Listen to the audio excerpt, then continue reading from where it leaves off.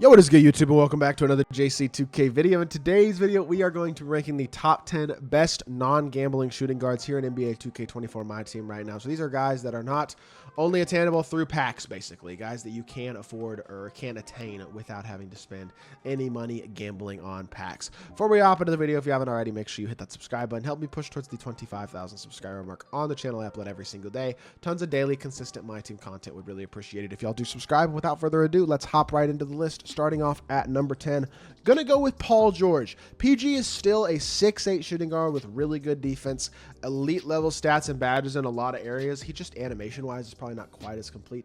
Also badge wise, compared to all the freaking dark matters that we got at this point in opals who have every single Hoff pretty much, he's not quite as insane Hoff badge wise either. But the card is really good with a great release, great speed, great slashing ability. Even on normal, I still like PG's release. I think it's smooth and easy to green. I think slashing wise, pro dribble style is good. His fade is honestly very nice. I like Paul George a lot. I understand he's a little bit, I mean, some people would probably say a little bit outdated, but he's really still very usable. Shooting guard position is one of those spots where you can use a lot of different guys, and a guy like Paul George is still 100% usable. There's a bunch of PGs that are shooting guards I don't even have on this list that I would still say are very usable at the spot. But number 9 is going to be Franz Wagner. 6'10" is his best value, is just the fact that he's really big. That level of size is absolutely elite and very, very valuable. He's a legit athlete. He's got Hoff limitless, blow by speed booster, clamps glove as well. A gold anchor, does not have a movable enforcer, but do you really need it at 6'10" at shooting guard? Not really, right? I don't know. I think he's a really good card. I think his release is super smooth. Admittedly, I will say his release, if y'all have used this card, does feel like it has kind of a small green window, but it is a very smooth, quick release and not hard to get off at all. Sigs wise, D-book dribble style is very good. The rest of his sigs are not great, but again, does that matter that much? I don't really think so. As a whole, I like Franz Wagner a lot as a card. I think he's a really, really good option, and I think he is a very, very good option at number 9 on that shooting guard position. Number 8 is going to be OG Anunoby. This card plays D. He's not a big offensive scorer, but he's got 3-point. He's a really, really good shooter, and he is an absolutely elite level defender. 92 speed, 93 ball, 90 driving dunk, decently athletic, only gold finishing badges though. Has Hoff catch, blinders, corner specialist, limitless, slippery off ball, spot finder, all that. Blow by and speed booster on Hoff as well. Defensively, he's really, really good, and that's where he gets his most value, is by being an elite level defender, gold movable enforcer with a ton of Hall of Fame defensive badges. Like, very, very good card in a lot of areas. He does a lot of things super duper elite at the spot. I just do think it does become a little bit tough.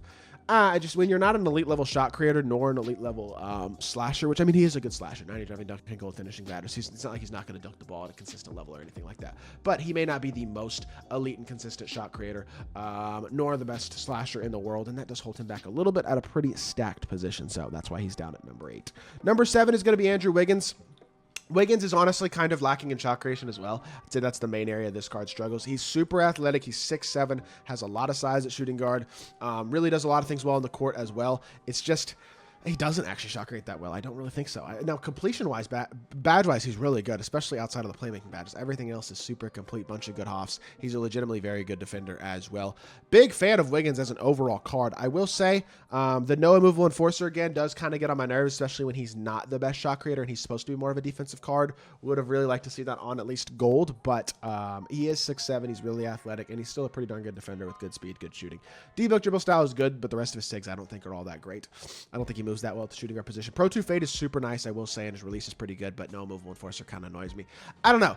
These top 7 or so are all pretty tough to rank. I feel like there's a lot of guys who are pretty close together in this middle tier, especially. So for me, it's kind of tough to pick who I want to put where. But I'm going Allen Houston at number... Oh, I think I did this wrong. Allen Houston was supposed to be before Wiggins. I skipped him. My bad. Allen Houston was supposed to be 7. Wiggs is 6. There we go. That makes a little bit more sense. Allen Houston's best value is just that he is a phenomenal top-tier shooter with a really, really good easy release. That is his best value for sure. 97 3-ball. He is a legitimately good slasher as well, though, and does a lot of things all the way around well on the court. Like, he's not a liability in other ways either. I just think he's really at his best when he is allowed to just be that type of shot creator and shooter. He's a good defender as well, though. Hoff 94 feet, anchor, clamps, rise to gripper, all that type of stuff. Doesn't have movable enforcer, but nobody we've really looked at yet besides OG has. So I don't think that's that big of a deal. I don't know. I think Kobe dribble style is pretty good. Steph's escape isn't bad. He's got a nice behind the back, really good fast release and Pro 2 fade. He gives you legit 3-hunting ability, and I think he's a pretty complete card outside of that as well with decent size, shooting guard position. Honestly, even number 7 feels a little low in some areas. Like, I think, I don't know. You could certainly make an argument that he's better than Wiggins, and I don't think I would totally hate that. So the more I look at that card, the more I do like him. Kobe's going to be number 5 for me. Pink Diamond Kobe is... I mean, I guess if you want to nitpick, he's lacking in badges a little bit in terms of the completeness and stuff. Does not have a movable enforcer either, which, again, most of these guys don't yet. But this card came out, I mean, he came out in the freaking middle of December. Like, he's been out for how long now? This card's has some of the best longevity of any card in my team history. He is still starting on my lineup, and, well, I guess technically he comes off the bench now, but he is in my lineup. I think he will finally leave my lineup when I get Glenn Rice next week, but until that point, I mean, this card will have been, I think this might be the longest a card has ever lasted in my lineup at an elite level. Now, I will say, I mean, you could use some upgraded badges. Like, obviously, you want to upgrade the handles for days. You want to upgrade some of the defense. You want to make him more complete, but most people who have this Kobe have really souped him up with badges over the last several months, and he's significantly better and significantly more complete badge-wise than a base Kobe is, and that does provide a lot of value, 100%. Kobe's a really, really good card. He's still got a great release. He's still got amazing sigs. Still slashes at a super high level. Still super complete stat and badge-wise, too. Kobe's a monster. Still one of the best cards in the game to this day, and likely will be, maybe, I mean, I'm not going to say for the rest of the year, but he seems like he might just be usable for the rest of the year anyway, even if he's not like best of the best for the rest of the year, which he's finally reaching that point where he's not like the most incredible card in the game, but he's still really, really freaking good. Number 4 is going to be John Havlicek. The biggest flaw with Hondo is that he's only 6'5". That's literally, really, in my opinion, one of only 2 flaws. He does have a bad same-side hezzy as well, which hurts his shot creation a little bit. But he's an elite slasher, an elite shooter, an elite playmaker, and an elite level defender. Does not have a movable enforcer either, which, like, to be fair, again, nobody that we've talked about on this list does, so that does kind of matter. But he is absolutely phenomenal defensively still. 95 interior, 98 and 97 on the perimeter. 94 speed, 97 3 ball, 90 driving dunk. Really, really good fast release. Elite fade with a good upper. Kyrie dribble style. Kimba escape.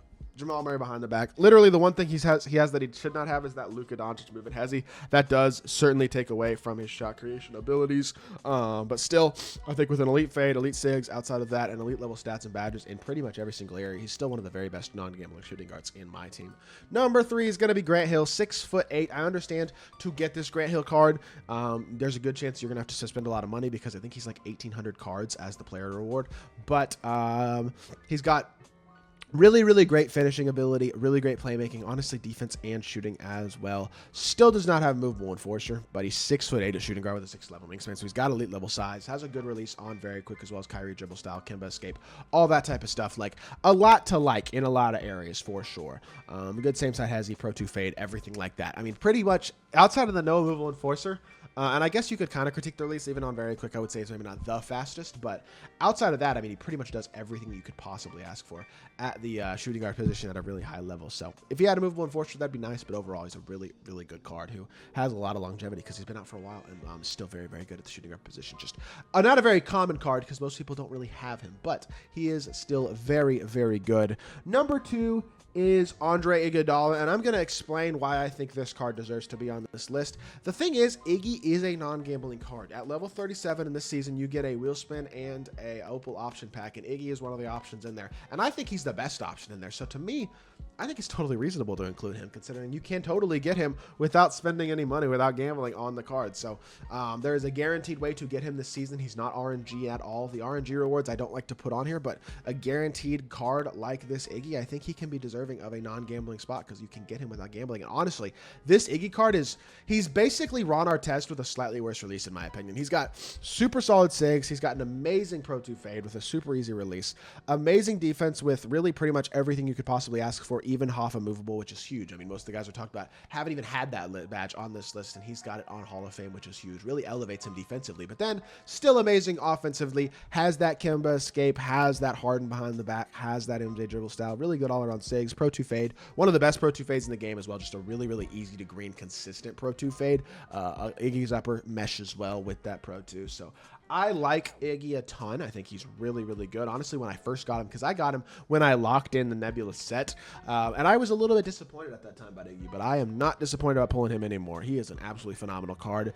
Easily number one, though, is Glenn Rice. When it comes to non-gambling, well, when it comes to the shooting guard position, period, gambling or non-gambling, Glenn Rice is easily the best card at the position, and it's not even close. He has literally perfect SIGs, near perfect stats and badges, and literally perfect animations. This card is... he's ridiculous. His release is Patty Mills, which is the fastest base in the game. Colin Sexton uppers, one of the fastest uppers in the game. Has Pro 2 fade, has Kyrie dribble style, Francis size up, Trey escape, Jamal Ray behind the back, and John Wall's drag back, which I think is the perfect set of SIGs pretty much. And then also has Hoffa move 1 Forcer, is an insane elite defender, is 6'8" at the shooting guard position, so he's got phenomenal elite size as well. There is truly nothing that this Glenn Rice does not do at an elite level card, and he will play for the rest of the year. There is a reason I'm grinding for this card.